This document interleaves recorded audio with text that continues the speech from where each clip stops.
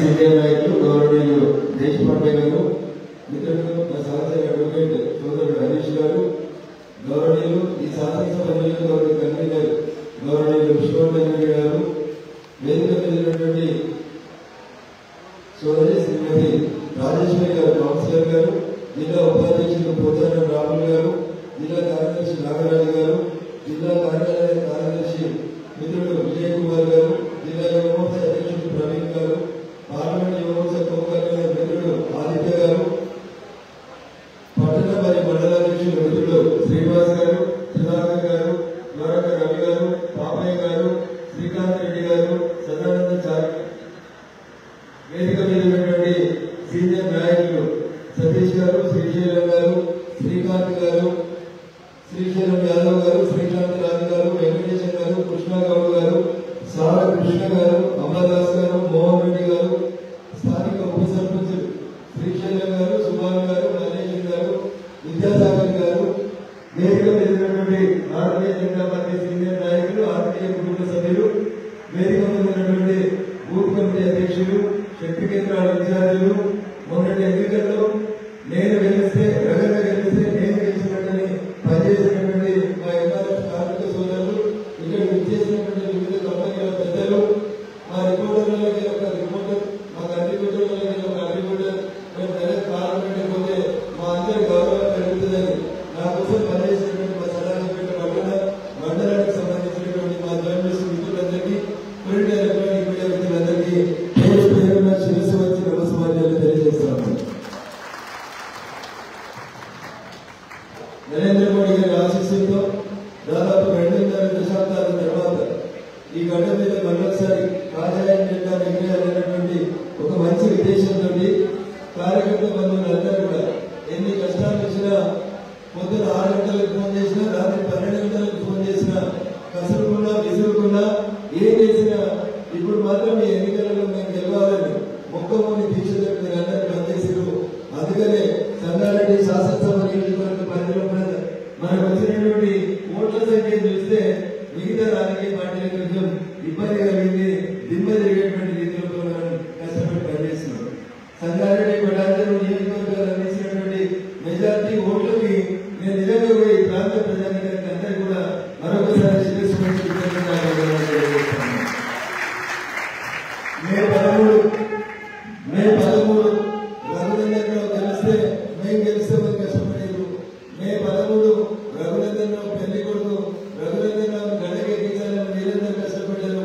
రానున్న 2-3 నెలలలో మీరే కర్త కర్మ క్రియ పెళ్లి కొడుకులు మీరే గ్రామ పంచాయతీ వార్డు మెంబర్ దగ్గర నుంచి మొదలుకుంటే రాష్ట్ర శాసనసభకు జరిగేటువంటి ఎన్నికల దాకా గెలవాల్సింది నిలవాల్సింది అంటే మీరే. మీ గెలుపులో మీ సోదరుడిగా, మీ కుటుంబ సభ్యుడిగా నా ఎన్నికలలో 50 డిగ్రీల టెంపరేచర్ లో సూర్యుడితో పోటీపడి మీరెంతో పనిచేసిరో రేపు మీరు వార్డు మెంబర్గా, ఎంపీటీసీలుగా, సర్పంచులుగా, కౌన్సిలర్గా పోటీ చేసిన రోజు బరాబరి మీ అన్నగా, మీ తమ్ముడిగా, మెదక్ పార్లమెంట్ సభ్యుడిగా మీకోసం మా ఎంఆర్ఎఫ్ కార్మిక సోదరులు కూడా కొంతమంది వచ్చారు. వాళ్ళు ఏదైతే ఎంఆర్ఎఫ్ ఎలక్షన్లప్పుడు కూడా రఘునందన్ రెడ్డి కష్టపడడం చూసి, అందుకని రఘునందన్ ఒకసారి ఒక మాట ఇస్తే ఆ మాట ప్రకారం కష్టపడతాడు, నిలబడతాడు. ఇంకొంచెం కష్టపడుతుంటే సంగారెడ్డి నియోజకవర్గంలో కాంగ్రెస్ పార్టీని కూడా దాటేసి ఇంకొక 5,000 ఓట్లు తెచ్చుకుంటుంటే భారతీయ జనతా పార్టీ మొదటి స్థానంలో నిలబడుతుంటే ఈ రోజు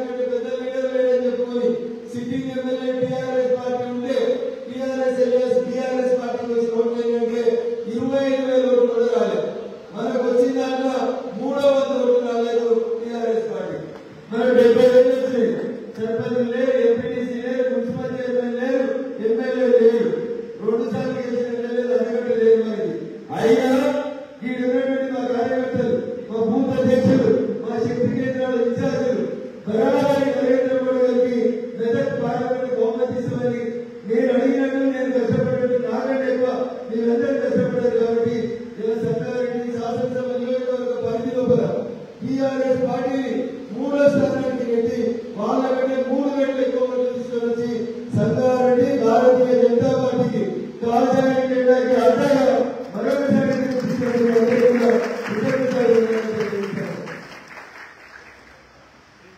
చాలాసేపు మాట్లాడాలని కానీ నా 2001 నా రాజకీయ జీవితం నుంచి నేను ఏప్రిల్ 27, 2001 రాజకీయాలకు వచ్చాను. దగ్గర 23 ఏళ్ళ వరే రఘునందన్ రాజకీయాలు ఉన్నాడు. ఎప్పుడు పేదలకు కష్టం వచ్చినా, అది జర్నలిస్ట్ వచ్చినా, పోలీస్ స్టేషన్ దెబ్బతినడానికి వచ్చినా, గరీబులకు ఇల్లు కష్టం వచ్చినా, ఎప్పుడు ఎవరికి పేదలకు కష్టం వచ్చిందంటే రఘునందన్ నిలబడ్డాడు తప్ప ఏ రోజు రఘునందన్ అలసిపోలేదు. రఘునందన్ వీక్గా కనబడలేదు. కానీ మీ అందరూ ఆశీస్సులతో గెలిచిన తర్వాత జనం కథలు తాకినట్టుంది బాబు. అందరూ ఏమన్నారంటే ఏ సర్వే చూసినా, ఏ టీవీ ఛానల్ చూసినా ఒకటే మాట చెప్పారు. ఏం చెప్తున్నారు? అన్ని సీట్లలో మెదక్ సీట్ చాలా టఫ్ ఉంటుంది. టీఆర్ఎస్ పార్టీ గెలిస్తే ఒక సీట్ గెలుస్తుంది.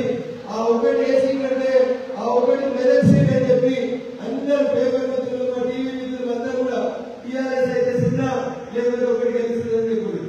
చాలా మంది కూడా అంటున్నారు ఇప్పుడు 6 అడుగులు ఉన్నాడు, మరి 3 అడుగులు ఉండాలి, కొట్టవాళ్ళు చాలా మంది ఉన్నారు. 6 ఎమ్మెల్యేలు ఉన్నారు టీఆర్ఎస్ పార్టీకి. బీజేపీకి ఎవరు ఉన్నారు? సగం చుట్టూ పైన మాదిరావు, కష్టపడే రాజేశ్వర గారు 4 తప్ప ఎవరు లేదు. 75 సదాశివపేటలు అన్నారు. మా సీటు 2019లో నేను పోటీ చేసినప్పుడు కూడా టౌన్ ప్రెసిడెంట్ హరీష్ వేణు ఇలా చాలా మంది మిత్రులు తెర ముందు తెర వెనకాల ప్రతి ఒక్కరు ఈ ఎలక్షన్ నా ఎలక్షన్ అని కష్టపడితేనే ఇలా అధికారంలో ఉన్నటువంటి ఎమ్మెల్యే టీఆర్ఎస్ పార్టీని మొత్తానికే మెదక్ పార్లమెంట్ పరిధి లోపల 3వ స్థానానికి నెట్టినటువంటి ఉద్యోగం నెట్టలేదు. 6 ఎమ్మెల్యేలు ఉన్నారు. 7 ఎమ్మెల్యేలలో 6 ఎమ్మెల్యేలు టీఆర్ఎస్ ఎమ్మెల్యేలు ఉన్నారు. హరీష్ రావు ఉన్నాడు, చంద్రశేఖర్ రావు ఉన్నాడు. వేల కోట్ల రూపాయల డబ్బులు వచ్చే వెంకటరామరెడ్డి అనే ఆయన వచ్చి ఓటుకు 1000 రూపాయలు వచ్చింది. అయినా నేను గర్వంగా చెప్తా, మా కార్యకర్తల కష్టం తప్ప నేను 50 పైసలు వచ్చలేదు. పింకుగారు మొత్తానికి పార్లమెంట్ లో లేకుండా చేసినాం. లోకసభలో గులాబీ జెండా అనేది నిలబడకుండా చేసిన ఘనత ఎవరంటే మా సంగారెడ్డి అసెంబ్లీ నియోజకవర్గం. ఎందుకంటే వాళ్ళకి మనకి దగ్గర 45,000 ఓట్ల తేడా ఇచ్చింది. ఎంత దుబ్బాకలో 15,000 వచ్చింది, సిద్దిపేట 2,000 వచ్చింది, గజ్వేల్ 15,000 వచ్చింది. ఆడ వచ్చిన 32,000 ఓట్ల మెజార్టీ ఒక సంగారెడ్డిలో 45,000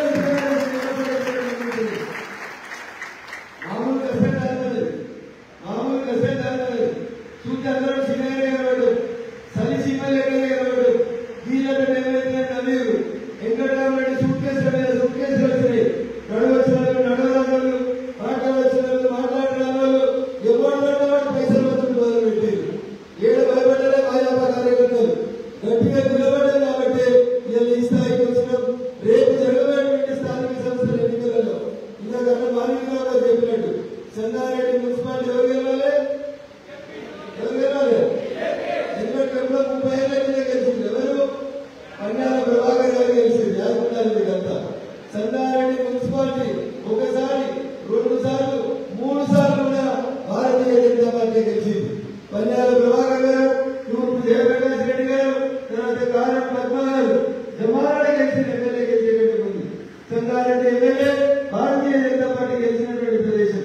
మెదక్ పార్లమెంట్ నరేంద్ర గారి తర్వాత 2వసారి గెలిచినటువంటి కదా. మరి సంగారెడ్డి మున్సిపాలిటీ, సదాశివపేట మున్సిపాలిటీ, సంగారెడ్డి జిల్లా పరిషత్ ఏ జెండా ఎగరాలి? ఎగిరిస్తామన్నా చేతులైతే కదా. ఎదిగే సగం మంది ఎత్తున్నారు, సగసంగా ఎత్తున్నారు, గట్టిగా నేను దవాఖానకి వెళ్ళి గట్టిగా ఎత్తుతున్నాను. జిల్లాలో ఏదో కట్టుకున్నారు. గెలవదా సంగారెడ్డి గెలవదా? అంటే సదాశివపేట తీసుకోలేదా? సదాశివపేటలో గెలవదా? లేదంటే కౌన్సిలర్ కావాలా? కావాలంటే రేపటి పోటీ చేస్తే చెప్పుకుంది చెప్పినట్టు రేపటి అడ్డ పెడతారు. మరి రావాలి పోటీ టీవీ అన్ని కార్యక్రమాలు కట్టలేదు. అయితే నేను చేయాల్సింది 2 పనులు. నేను నిలబడతా, మీకు తెలుసు రిజర్వేషన్. మీ వాళ్ళలో నాకు రిజర్వేషన్ ఏమన్నా మీకు తెలుసు. కొంతమంది పోటీ చేసినారు, కొంతమంది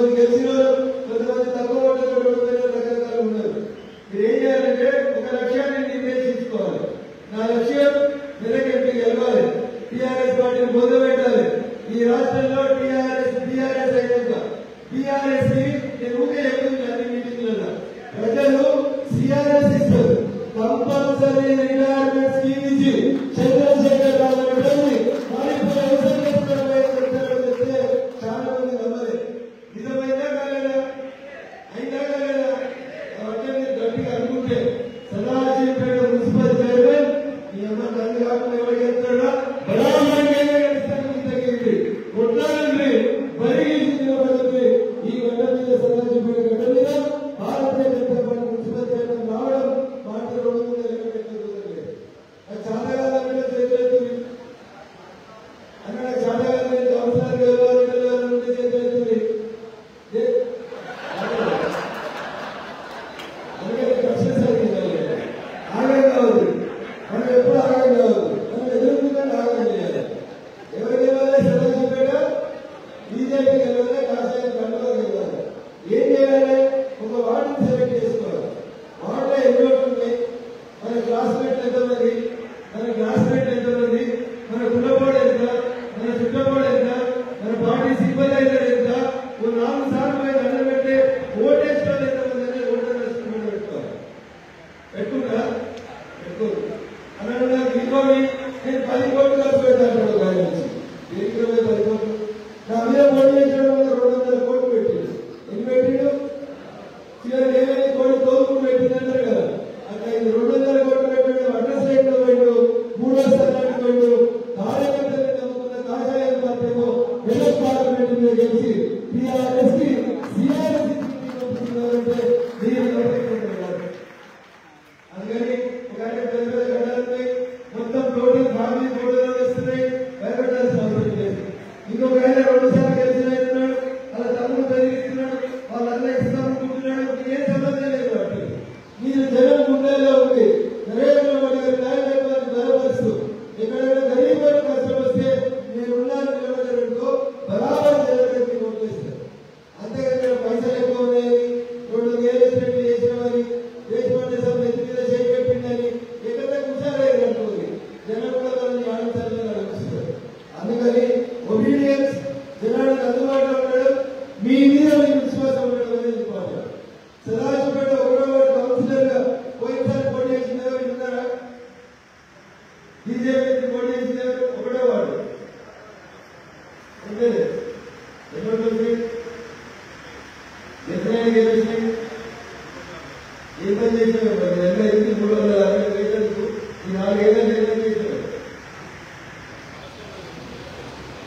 దయచేసి నేను అన్నట్టుగానే నిలబెట్టి చెప్తున్నాను అన్ని వార్డులలో కూడా నేను పోటీ చేస్తాను నేను గెలుస్తానని విశ్వాసం ఉండాలి పార్టీ పైసలు ఇచ్చినట్టుగా అలాగే గెలిచినట్టుగా ఈ అంటవాళ్ళ కంటే మొదలు పెడితే సంసారం నడవదు సంసారం ఎప్పుడు నడుతుంది నేను పెళ్లి చేసుకుంటా ఓ 3 పోరాలు కంటా అందుకని దేశం కోసం తయారు చెప్పాలి నేను చేసుకున్న పిల్లలు ఉంటారా చేసుకోవాలి కౌలుతో సంసారం మొదలు అది సంసారమైన కుటుంబమైన రాజకీయమైన కౌలు పడితే నడవద్దు కౌలు పడ్డలో అంతే డరా ఓ మరా సెల్ఫ్ కాన్ఫిడెన్స్ మోర్ ఇంపార్టెంట్ ఎట్లా చెప్తావు అందరు టీవీలో అడుగుతున్నారు నేను చెప్పేది నా ధైర్యమే నన్ను గెలిపిస్తుంది నా సెల్ఫ్ కాన్ఫిడెన్స్ నన్ను గెలిపిస్తుంది మా కార్యకర్తలు అంతా పోటీ అవుతున్నాగే గడపలను ఎక్కడ ఉన్నారు మా పోరాటాలందరూ గట్టిగా తిరిగితే బరాబర్ గెలుస్తామని చెప్పారు వీటిలో లేదా సుధాకర్ రూరల్ మండలాధ్యక్షుడికి ఫోన్ చేసి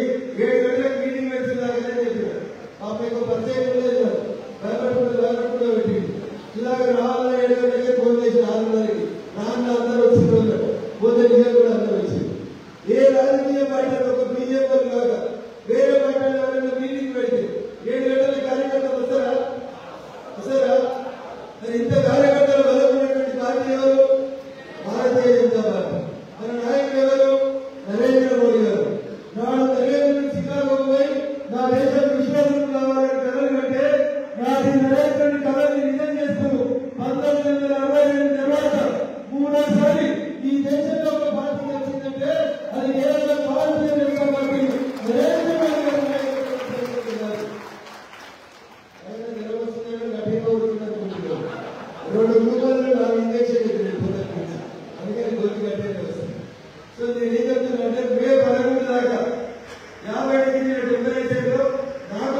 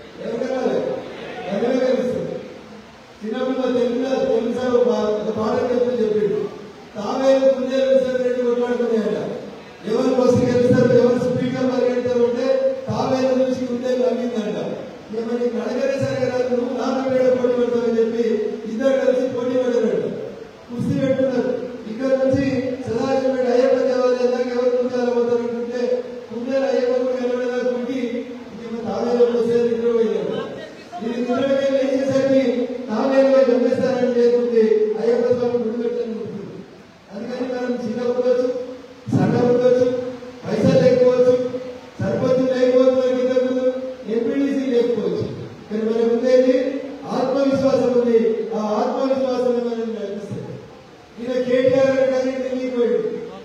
ఎవరు యువరాజు అంటే మెడల్ సందర్భంగా సార్ ఈ పక్కన ఒక నిమిషం పెట్టుకున్నాడు సురేశ్వరుడు. ఎవరైనా సురేశ్వరుడు ఈ పక్కన ఇంట్లో నిమిషం పెట్టుకున్నాడు. ఎవరైనా హరీష్ 6 అడుగుంటాడు. 6 అడుగులు సదా చెప్పేటాడు. తొలి ఏంటంటే మా ఎంఆర్ఐ వాళ్ళు అవతలకే నింటే అవతలకే మాట్లాడి కేటీఆర్కి కూడా నేనే నిలబడి ఒక చేతులు కనిపించిన ఎంఆర్ఐ లెక్చర్లు కూడా అసలు ఈ పక్కన సురేష్ రెడ్డి ఈ పక్కన హరీష్ రావు ఇద్దరు కూర్చోబెట్టి కేటీఆర్ మాట్లాడుతుంది. అవును మేము పొరపాట్లు చేసినాం జనం చెప్పలేదు. ఇంకా కలిసి ఏం చేస్తారే ఏం చేయాలి కాబట్టి చెప్పుదగా ఉండాలి. కొద్దిగా కొట్టలేదా ఏం చెప్తున్నాయా మేము మొత్తం పార్టీనే చేసినాము అన్నాడు. మేము మొత్తం పార్టీనే తిరిగాం. కాంగ్రెస్ తెలియలేదు. ఒక్కొక్కరిని తీసుకుపోతారు ఒక్కొక్కరిని తీసుకుపోతారా మొత్తం 30 సంవత్సరాలకి నన్ను మా బాబా మా నాయన ముగ్గురు విడిచిపెట్టి అందరినీ తీసుకుపోమని చెప్తున్నాడు. ఆయన ఎట్లా ఎప్పుడు పోతాడు. కొద్ది పేపర్ తీస్తే ఏమైతుంది టీవీ తీస్తే ఏం కనబడుతుంది. కాంగ్రెస్ పార్టీలకు లైన్ కట్టినటువంటి టీఆర్ఎస్ ఎమ్మెల్సీలు లైన్ నిల్చుంటుంది. రాత్రి నిల్చుంటుంది. ముఖ్యమంత్రి గేట్ తీస్తే లోపడుతుంది. ఇక బీఆర్ఎస్ పార్టీ బతికేదిగా సత్యంగా ఒకసారి ఆలోచించాలి. ఆయన పోయి ఢిల్లీలో కూర్చొని భారత రాజ్యాంగాన్ని కాపాడుతుంటే అడుగుతున్నాడు. ఏం కాపాడుకుంటున్నాడు? ఈ కడుపుతే భారత రాజ్యాంగం యాదిపోతుంది. మిగతా రోజుల్లో యాది కాదు. నువ్వు కాంగ్రెస్ ఎమ్మెల్యేల కండువాలు కప్పిన నువ్వు కాంగ్రెస్ పార్టీని ఎంపీ విలీనం చేస్తున్న రోజు వాళ్ళంటూ అక్కడ ఇక్కడ వేరే పార్టీలకి ఎమ్మెల్యేలు గెలిస్తే మాకు పైసలు ఇయ్యక అసెంబ్లీ కాన్స్టిట్యూన్సీ డెవలప్మెంట్ ఫండ్ ఇయ్యక మమ్మల్ని కోసపెట్టిన రోజు వారికి కేటీఆర్ భారత రాజ్యాంగం గుర్తుందని అడగాల్సినటువంటి అవసరం ఉంది. ఉండాలనే కదా లోకసభ పార్లమెంట్ లో మాట్లాడుతున్నట్టు ఎవరు పార్లమెంట్ లో మాట్లాడడానికి ఎవరు కూర్చోబెట్టున్నాడు. 2009లో ఎవరు స్పీకర్ 2004లో స్పీకర్ ఎవరు సురేష్ రెడ్డి కేటీఆర్ పక్కన కూర్చున్నాడు స్పీకర్. అప్పుడు సంగారెడ్డి కారు ముఖ్యంగా ఎమ్మెల్యే ఎవరు జగ్గారెడ్డి. జగ్గారెడ్డితో పాటు 9 మంది సారగాళ్ళు దుర్యాలలో వీళ్ళు వాళ్ళు 9 మంది పోయి టీఆర్ఎస్ పార్టీలో గెలిచిన వాళ్ళు పోయి కాంగ్రెస్ పార్టీ మద్దతు వస్తే ఇదే సురేష్ రెడ్డి స్పీకర్ దరఖాస్తు ఇస్తే 4 సంవత్సరాల 11 నెలలు వాళ్ళ గురించి మాట్లాడి సురేష్ రెడ్డి పక్కన కూర్చోబెట్టి రాజ్యాంగం మీద గౌరవం ఉండాలంటున్నాడు. ఎవరు కేటీఆర్ సదాయుడు వస్తుడు పక్కనకి సురేష్ రెడ్డి అంటున్నాడు. ముస్లింస్ నవ్వుతూ అవుతున్నాడు. ఈ రాష్ట్రంలో రాజకీయాలను భ్రష్టు పట్టించి పార్టీలను నాశనం చేసి పార్టీలను గొప్పగా వ్యాపారాన్ని కోరుతున్నది చంద్రశేఖరరావు గారి 10 సంవత్సరాల పాలన. అందుకని ఏమైంది భూమి ఎట్లుండాలి భూమి ఎట్లుండాలి ఉండవు తెలుగువాళ్ళు వెళ్తుంటాడు. ఈ టైంలో వెళ్తున్నాడు సిగరెట్ ఉంటాడు. ఇంకో 4 గంటలైతే వెళ్తున్నాడు వెళ్తున్నాడు మనం ఏడుంటాం సిగరెట్ ఉంటాడు. ఊరు భాష చెప్పాలంటే మాట చెప్తారు. అత్త కొడలు రాజీనామాలు పెడుతుంది. కొద్ది రోజులు అత్త నడుస్తుంది. తర్వాత కొద్ది రోజులు కోడలు నడుస్తుంది. అత్త ముసలు అయినాక కోడలు పెడుతుంది. అంటే 10 ఏళ్ళ అధికారంలో ఉంటే 22 మంది ఎమ్మెల్యేలు ఇస్తే సిగ్గు లేకుండా పక్క పార్టీ ఎమ్మెల్యేలకి కండుగా కలిసినటువంటి టీఆర్ఎస్ పార్టీ ఇలా ఢిల్లీకి పోయాక ప్రెసిడెంట్ కలుస్తాడు. ఇది రైతుగా ఇవ్వలేదు, రాజకీయంగా ఇవ్వలేదు, భారత రాజ్యాంగం మీద గౌరవం లేదు కేటీఆర్. అందుకనే తెలంగాణలో టీఆర్ఎస్ తెలంగాణ సమాజం మొత్తం మీకు సిఆర్ఎస్ ఇచ్చింది. భవిష్యత్తు మళ్ళీ బతికి బట్టగట్టలేదని చెప్పి అది మెదక్ జిల్లాలో ఉన్నటువంటి మా బీజేపీ కార్యకర్తలు నాయకులందరికీ గెలిపించిందని చెప్పి ఈ సందర్భంగా తెలియజేస్తూ సేమ్ ఫార్ములా అంత కేసీఆర్ అయిపోయింది. 3వ రేవంత్ అయిపోయి చేస్తున్నాడు. ఏమని చెప్తున్నాడు? ఈయన వాళ్ళు చూసుకుంటా ఉన్నాడు రోజుకొని. 5 ఏళ్ల తర్వాత అతని కూడా చిన్న అయిపోయాక ఇంకో జనరేషన్ వస్తుంది. అది భారతీయ జనతా పార్టీ వస్తుంది. తెలంగాణ రాష్ట్రంలో అధికారంలో భారతీయ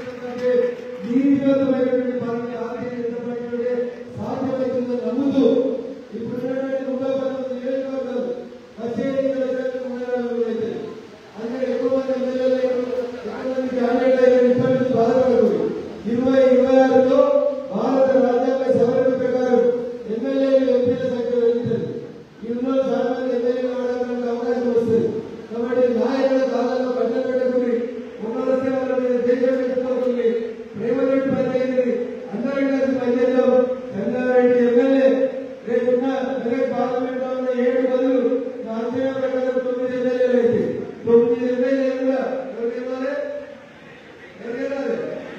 ఇక్కడ లేదు, గంగా లేదు, సంగారెడ్డి లేదు, మొత్తం గెలవాల్సిన మనమే గెలవాలి.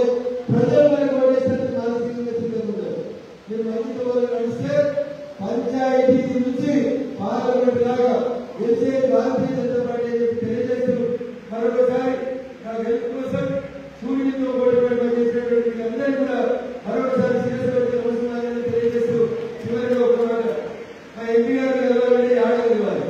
కారణం డౌట్ ఉంటుంది, ఎవరిని ఫోన్ చేయాలి, ఏడి పోవాలని డౌట్ ఉంటుంది. నా కోసం మీరు ఏది వెతుకోవాల్సిన అవసరం లేదు, నా కోసం మీరు ఇద్దరు రావాల్సినటువంటి అవసరం లేదు. సంగారెడ్డి చౌరస్తాలో భారతీయ జనతా పార్టీ ఆఫీస్ లో ఒక రూమ్ కి మెదక్ కార్యాలయంలో బోర్డు పెట్టి పెట్టారు. దాంట్లో ఎవరో ఒకరు కూర్చొని ఉదయం 10:30 నుంచి సాయంత్రం 5 దాకా. మీకు స్కూళ్ళలో అడ్మిషన్ కావాలన్నా, హాస్పిటల్ కావాలన్నా, తిరుమల లెటర్లు కావాలన్నా, ఎంప్లాయ్మెంట్ లెటర్లు కావాలన్నా, తహసీల్దార్ కలెక్టర్ రికమెండేషన్ లెటర్లు కావాలన్నా దాన్ని కావాలని టెన్షన్ పడుతుంది. ఇబ్బంది కంపల్సరీ కలవాల్సి ఉంటే నాకు ఫోన్ చేసేది కంపల్సరీ కలుస్తుంది. ఒక SMS పెట్టే మీకు అందుబాటులోకి వస్తుంది. ఏదైనా ఉత్తరం కావాలంటే నా కోసం వెతుకుతుంది. అన్ని అసెంబ్లీ నియోజకవర్గాల్లో 15 ఆగస్టు వరకు ఆఫీస్ స్టార్ట్ అవుతుంది. ఈ సంగారెడ్డిలో అదృష్టవంతులు అందరికంటే ముందు మీ సంగారెడ్డిలో జిల్లా పార్టీ కార్యాలయం ఉంది కాబట్టి ఇప్పటికే అక్కడ కల్పనాడు ఆఫీస్ సెక్రటరీ అమ్మాయి ఉంది, ఆమె ఆఫీస్ చూడమని చెప్పడం జరిగింది. మీకు ఎవరికి ఏం అవసరం ఉందో సంగారెడ్డి జిల్లా బీజేపీ కార్యాలయంలో ఉదయం 10:30 నుంచి సాయంత్రం 5 గంటల వరకు మీరందరికీ వాట్సాప్ గ్రూప్లలో కూడా అమ్మాయి దగ్గర షేర్ చేస్తాం. మీకు ఏ కష్టం కూడా తనకు పోయి కలిస్తే మీకు కావాల్సినటువంటి అన్ని పనులని సాధ్యమైనంత చేసి పెట్టాలి. తనతోటి వాయిదా పెట్టాలంటే నాలాగా తీసుకొచ్చి సాయంత్రం మీ ఇంటికే ఉత్తరాలు తిరిగి పంపిస్తాం. కాబట్టి ఎంపీ ఎత్తుకోవాల్సిన అవసరం, బాధపడాల్సినటువంటి అవసరం, తీరాల్సిన అవసరం లేదు. సంగారెడ్డి బీజేపీ కార్యాలయంలో ఒక రూమ్ లో 10:30 to 5 మీకు ఎప్పుడు ఇబ్బంది కాకండి. అమ్మాయి చేత కాంటాక్ట్ ఇస్తుంది. పార్లమెంట్ లో ఫోన్ అటెండ్ కాలేకపోతే ఒక లైన్ SMS పెట్టండి. మీ సోదరులు మీకు అందుబాటులో ఉండాలని చెప్పి తెలియజేస్తూ మీ అందరి కష్టానికి